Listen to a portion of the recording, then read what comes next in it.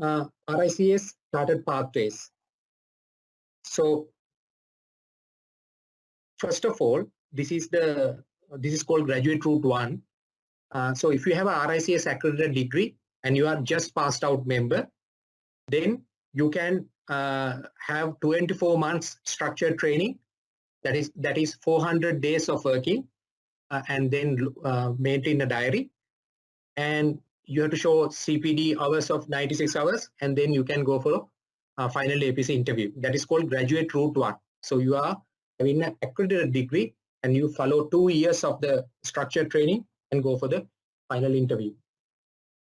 Then the graduate route number 2 is you have 5 years of experience after your accredited degree, and then you have to go for 12 months structured training.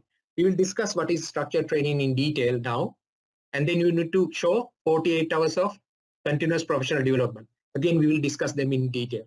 So this is the second route that you can go for chartered, for the interview. Third route is graduate route number 3. That is, again, still you have RICS accredited degree and you have 10 years of experience. And then you can go for the interview straight away, and you have to show 48 hours of CPD for the last year, preceding 1 year. Then you don't need any structured training in that route. So that is called graduate route number 3. Then there's another route. Now you can identify the first 3 routes are for RICS with the people who are having RICS accredited degrees. If you don't have, then if you have a bachelor degree or a membership of a RICS approved professional body, there are a number of professional bodies approved by RICS. If you take South African Institute of Quantity Surveys, New Zealand Institute of Quantity Surveys, Australian Institute of Quantity Surveys, there are many like that. So if you have a membership of that, and if you have minimum 5 years of experience, then you can go for a preliminary review. Now, what do you mean by preliminary review? In the preliminary review, the same final submission that you will submit for the final interview will be submitted in advance to RICS. And then RICS is having special assessors named preliminary assessors, and they will assess your submission and see if you are meeting the RICS qualifications or RICS guidelines. So they will check based on the content as well as the format and see your submission is good. Then they will allow you to go for the final interview. So after the preliminary review has been submitted as a candidate, if they give you, yes, you can go ahead, the green signal, then you can take a decision to go for the interview. Yeah. Again, you have to have 48 hours of CPD before you go to the interview.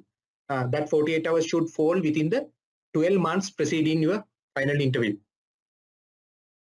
And this timeline always counts from the date that you apply for the APC interview. Okay. Right. Now, what do you mean by APC? So, assessment of professional competence. So, it is an assessment of the professional competence. Ensures that candidates are competent and meet the high standards of professionalism required to become a chartered surveyor. These are mix of technical and professional practice, interpersonal, business and management skills. So they will check your management skills as well as your technical core skills. Right. RICS having a lot of professional groups. I just put this slide for your information. There are 17 professional groups, and we fall under quantity surveying and construction. Okay. Right.